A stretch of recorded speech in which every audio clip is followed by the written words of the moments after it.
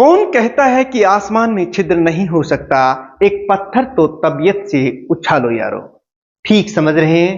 आज हम 11th class की फिजिक्स की यूनिट की ग्रेविटेशन का इंपॉर्टेंट आर्टिकल करने जा रहे हैं, एस्केप वेलोसिटी, और उसके एक्सप्रेशन को ड्राइव करेंगे और उससे संबंधित कुछ क्वेश्चंस भी करेंगे बहुत ही आसान और सरल भाषा में। क्या है आज का हमारा टॉपिक है एस्केप वेलोसिटी। सबसे पहले प्यारे बच्चों क्वेश्चंस नोट कर लीजिए। क्या करेंगे? What is escape velocity? What is the numerical value of the escape velocity for the earth? Find the expression of escape velocity. बहुत ही सरल भाषा में मैं आपको बता दूं कि देखिए, जब हम किसी वस्तु को ऊपर की तरफ फेंकते हैं तो हमें वर्क करना पड़ता है, और यह वर्क किस काम आता है? उस वस्तु की काइनेटिक एनर्जी में बदलाव लाता है, चेंज लाता है। बस ये दो चीज हम निकालेंगे कि नीचे से ऊपर जब हम किसी वस्तु को थ्रो करते हैं तो कितना वर्क किया, एक तो वो निकाल लिया। दूसरा क्या करेंगे कि काइनेटिक एनर्जी में कितना बदलाव आया, चेंज आया उस वस्तु की। इन दोनों को हम इक्वेट कर देंगे और हमारे पास फार्मूला आ जाएगा एस्केप वेलोसिटी का, और 5 नंबर आपके बिल्कुल पक्के हो जाएंगे इसको देखते ही ये दो चीज निकालते हैं। तो चलिए, सबसे पहले अब आप समझ गए होंगे एस्केप का मतलब होता है बाहर निकालना, वेलोसिटी का मतलब गति, वेग। The minimum velocity given to an object in vertically upward direction so that it goes out of the gravitational field is called escape velocity of that planet, जिसमें अर्थ भी हो सकती है। तो चलिए मैं लिख दूं पहले, फिर हम आगे चलेंगे। पहले हम इसकी डेफिनेशन लिख लेते हैं, और वो क्या बन गई, यानी कि what is escape velocity for any planet. हम लिखेंगे the minimum velocity given to an object in vertically upward direction so that it goes out of gravitational field of that planet is called escape velocity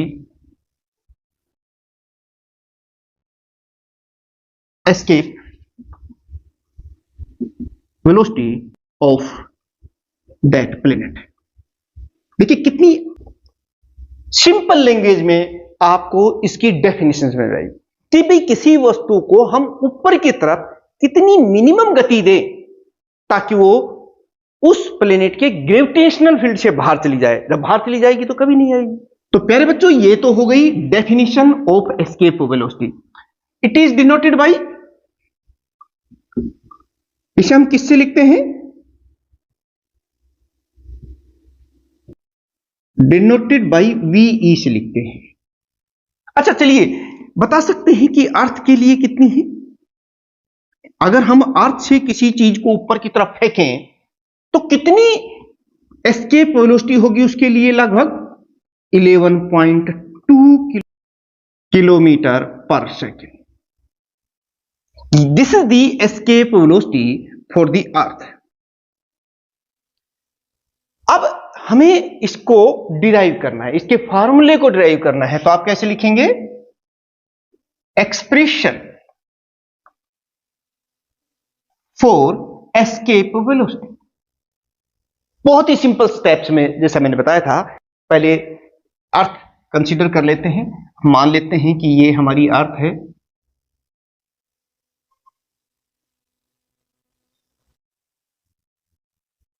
this is the अर्थ, और अर्थ का मास भी हम लिख लेंगे m है, इसका जो रेडियस है वो r है, और यहीं पर कोई बॉडी है, ये देखिए, जो इसके सेंटर से r डिस्टेंस पर है, ये देखिए, और इस बॉडी का मास हम मान लेते हैं m है, ये p पॉइंट पर है। Consider body. अब देखिए प्यारे बच्चों, दूसरों से हटके बढ़िया लिखने के लिए जो कुछ आपको यहां दिखाई दे रहा है ना, वो पहले लिख लो। क्या लिखेंगे? Consider a body of mass m is at a distance r from center of planet। ये बॉडी है। और भी जो चीजें आपको दिखाई दे रही हैं उनके बारे में भी लिख दो। हम लिख लेते हैं m क्या है? Mass of this planet, mass of planet. r क्या है? Radius of the planet. अगर हम अपनी अर्थ की बात करें तो फिर ये अर्थ का मास, अर्थ का रेडियस हो जाएगा। अब देखिए, हमने आपको दो बातें बताई बस। एक तो हमें वर्क डन निकालना होगा कि इसको यहां से ग्रेविटेशनल फील्ड के बाहर तक फेंकें, तो हमें कितना वर्क करना पड़ेगा। यहां एक बात आपके दिमाग में आ रही होगी, सर ग्रेविटेशनल फील्ड कहां तक है, कितनी ऊंचाई तक है, कितनी दूरी तक है, तब क्या कहोगे? देखिए, आपको मैंने पीछे बताया था कि ग्रेविटेशनल फील्ड जैसे जैसे हम ऊपर जाते हैं कम होता जाता है हाइट के साथ। जब हमने वेरिएशन निकाला था वहां बताया था। तो ये कहां जाकर के जीरो हुआ था? ये जीरो हुआ था इंफिनिटी पर। इसका मतलब इंफिनिटी तक हमारा ग्रेविटेशनल फील्ड है और यहां जाकर के जीरो होता है। अब हमें यहां से पृथ्वी के सरफेस से किसी बॉडी को, यानी कि इसको लेकर के और इंफिनिटी तक फेंकना पड़ेगा, थ्रो करना पड़ेगा। तो उसमें हमें कितना वर्क करना पड़ेगा पहले वो निकालेंगे और फिर देखेंगे कि इसको ऊपर फेंकने में कितनी काइनेटिक एनर्जी में चेंज आया। और वो दोनों सेम होंगे तो दोनों को हम इक्वेट कर देंगे law of work energy theorem के तहत। क्योंकि वर्क एनर्जी थ्योरम में क्या होता है कि total work done on a body is equal to the change in the kinetic energy of that body. ये चीज आपने पढ़ रखी है। तो चलिए मैं लिख देता हूं, लेकिन उसके लिए बताइए, ये तो यहां से करेंगे, लेकिन आप पहले ये बता दो मेरे को कि यहां से अगर मैं इस बॉडी को सिर्फ यहां तक लेके आता हूं, P डैश तक, जो कि कितनी दूरी पर है? ये बहुत ही कम डिस्टेंस पर है। ये देखिए, ये डिस्टेंस जो है ये मात्र dr है। तो यहां से यहां तक कितना वर्क करना पड़ेगा? तो बताइए, dw मान लेते हैं, ये स्मॉल वर्क डन है यहां से यहां तक। dw क्या है? Is the work done in moving the body through a small distance dr। तो बताइए कितना वर्क डन हो जाएगा? यहां आपको बताना पड़ेगा ये कितना हो जाएगा, फोर्स इंटू dr। ये देखिए, ये जो प्लेनेट है ये इस बॉडी को इधर खींच रहा है और हम थ्रो किधर कर रहे हैं? ऊपर की तरफ। तो हमें नेगेटिव वर्क करना पड़ेगा। ये देखिए, माइनस साइन है। अगर तो इस बॉडी को इधर ही खींच रहे हैं जिधर फोर्स लग रहा है तो वो पॉजिटिव वर्क होता है, लेकिन हम इसे ऊपर की तरफ खींच रहे हैं, ये देखिए ऊपर की तरफ फेंक रहे हैं, फोर्स के विपरीत डायरेक्शन में है।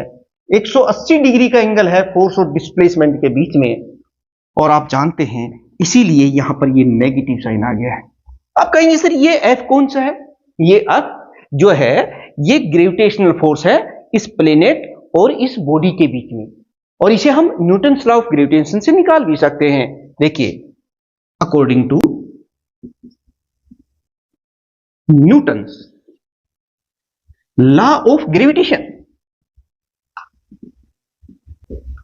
बताइए प्यारे बच्चों, द फोर्स कितना होगा? It is equal to G M M by R square. Put this value of F in this equation, इसमें रख देते हैं तो ये स्मॉल वर्क डन जो है हमारा आ जाएगा। लेकिन उससे पहले आप एक स्क्रीनशॉट ले लीजिए। dw इज इक्वल टू, अब देखिए यहां पर ये f की वैल्यू मैं रख देता हूं minus G M M by R square ये देखिए एफ की वैल्यू रख दी है, अब मैंने ये दिया इनटू दिया। मैंने क्या कहा था कि दो स्टेप में हम लोग काम करेंगे, एक बार यहां से यहां तक वर्क डन निकाल दें, फिर इसकी बॉडी की काइनेटिक एनर्जी कितनी चेंज हुई वो निकाल देंगे, दोनों को इक्वेट कर देंगे, हमारे पास एस्केप वेलोसिटी का फॉर्मूला आ जाएगा। बस इतना ही करना है, रटना नहीं है, इसको ज्यादा मुश्किल नहीं है। लेकिन यहां एक प्रॉब्लम आ रही है कि ये वर्क डन तो सिर्फ यहां से यहां तक का ही है, और हमें जो वर्क डन निकालना है वो तो यहां से पृथ्वी के सरफेस से किसी चीज को थ्रो कर रहे हैं ना, यहां से इंफिनिटी तक थ्रो करना है। तो इसके लिए टोटल वर्क डन कैसे निकालें? सिंपल सी बात है, इंटीग्रेट करके। यानी कि to find out the total work done in moving the body from surface of planet to the infinity, we integrate this equation for R equal to capital R, क्योंकि यहां पर देखिए ये आर है और यहां पर आर की वैल्यू इनफाइनाइट है। बस इतना हमें करना है, ठीक है। तो हम यहां लिख भी देंगे, आप भी लिख दीजिए, to find total work done in moving body from surface of planet. मैं प्लेनेट की बात कर रहा हूं क्योंकि हम एक जनरल फार्मूला किसी भी प्लेनेट के लिए वो निकाल रहे हैं, planet to infinity, we integrate above equation from r is equal to r to r is equal to infinity। तो देखिए हमारे पास ये टोटल वर्क डन आ जाएगा, D W is equal to minus G constant है, बाहर ले लेते हैं, एम एम, और ये देखिए r is equal to r to infinity, और ये है 1/r² इंटू डी। ठीक, कुछ नहीं किया, सिर्फ हमने इसको इंटीग्रेट कर दिया, क्योंकि ये तो कॉन्स्टेंट्स है, इसलिए इन्हें तो हम इंटीग्रेशन के साइन से बाहर ले लेते हैं और इनको ऐसे लिख दिया है। अब देखिए, अब इसको कैसे लिखेंगे, ये देखिए माइनस जी एम एम, और ये देखिए यहां पर आर टू इंफिनिटी, लेकिन यह आर की पावर -2 इंटू डी आर हो गई है, क्योंकि नीचे थी ना पावर, ये हमने ऊपर लिख दिए आर की पावर -2। इसे इंटीग्रेट करेंगे हम पावर फार्मूले से, तो पावर में एक जोड़ दीजिए और टोटल पावर से भाग दे दीजिए, तो क्या जाएगा, देखिए जी एम एम, और जो पावर आ गई है वो कितनी आ जाएगी, आर की पावर -1 डिवाइडेड बाई -1, लिमिट्स वही हैं आर टू इंफिनिटी।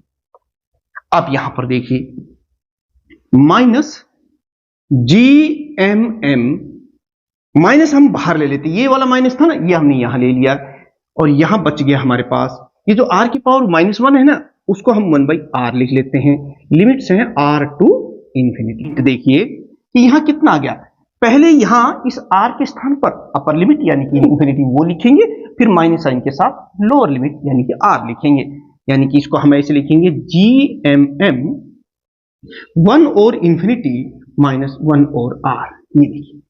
और आप जानते हैं कि 1 और इंफिनिटी कितना होता है, 0, तो ये टर्म तो 0 हो जाएगी, और हमारे पास आई, देखिए ये माइनस साइन भी बाहर ले लेते हैं, G M M by R, ये हमारे पास वर्क आ गया है। ये देखिए ये टोटल वर्क डन आ गया, इसे हम इक्वेशन नंबर 1 दे देते हैं। ये हमने वर्क डन निकाल लिया है, इस बॉडी को यहां से इंफिनिटी तक थ्रो करने, हमें इतना वर्क करना पड़ा। अब इसकी काइनेटिक एनर्जी कितनी चेंज हुई इस बॉडी की यहां से यहां थ्रो करने में, बताइए। इस समय जैसे ये है, कितनी काइनेटिक एनर्जी है इस बॉडी की, हम इसे ही फेंकना चाहते हैं पृथ्वी के गुरुत्वाकर्षण बल से बाहर, तो कितनी इस समय इसकी काइनेटिक एनर्जी, 0 है। अब मैं इसको कितनी वेलोसिटी दूं ताकि ये आए ना वापस, एस्केप वेलोसिटी के बराबर वीई, वही करेंगे। तो आप एक स्क्रीनशॉट ले लीजिए, फिर मैं इसको आगे समझाता हूं। This work done,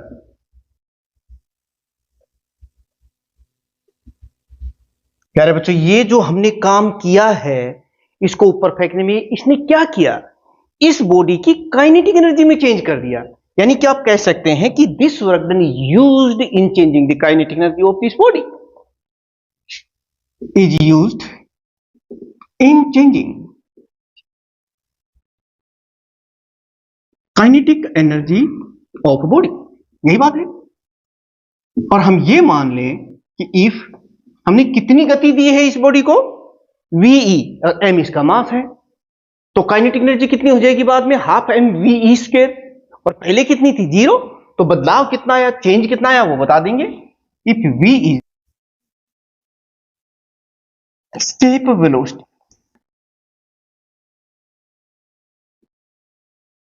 for a planet, जिस प्लेनेट की मैं बात कर रहा हूं, तो चेंज इन काइनेटिक एनर्जी कितनी हो जाएगी, change in kinetic energy of body, जिस बॉडी को हम ऊपर की तरफ फेंक रहे हैं। तो बताइए पहले कितनी थी काइनेटिक एनर्जी, आपको रेस्ट में ही तो थी, जैसे मेरा हाथ में बॉडी है, 0 है।